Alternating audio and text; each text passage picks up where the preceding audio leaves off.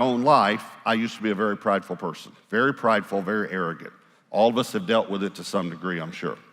But when I was probably in my mid-20s or so, maybe late 20s, somewhere around there, I think mid-20s, this will tell you, again, age me a little bit, but there was a fad or a fashion for lizard skin shoes.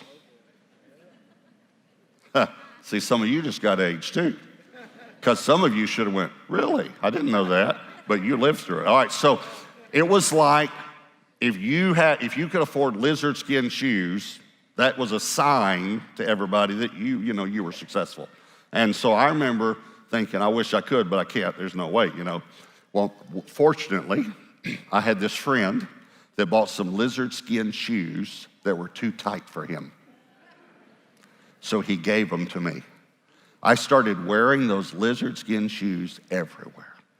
I knew when people saw me with those, they thought, now there's a guy that's made it, One Saturday, I go to the car wash, and I wear my lizard skin shoes to the car wash, hoping they don't see me get out of my Ford Fairlane 500, by the way, and that has a dent in the rear left quarter. But I walk in, and it's one of those where you stand at the window, all the way down, and as soon as you walk in, there's a guy shining shoes.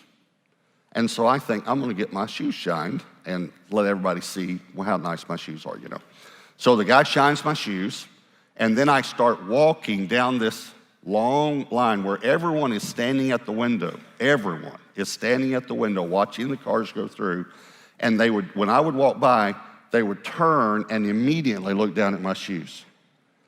And then they would watch me as I walked by like this. And I remember thinking, they're looking at that guy must have really shined them well. I'm gonna have to, when I get to the end, I'm gonna have to look down. Well, when I got to the end of the aisle, I looked down, and what I realized is that guy that shined my shoes had turned my pants legs up like this and forgotten to turn them down.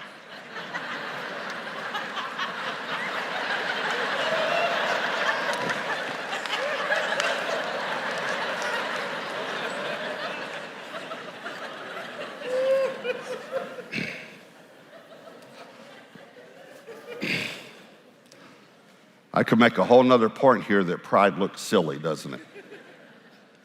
Okay, here's the third point.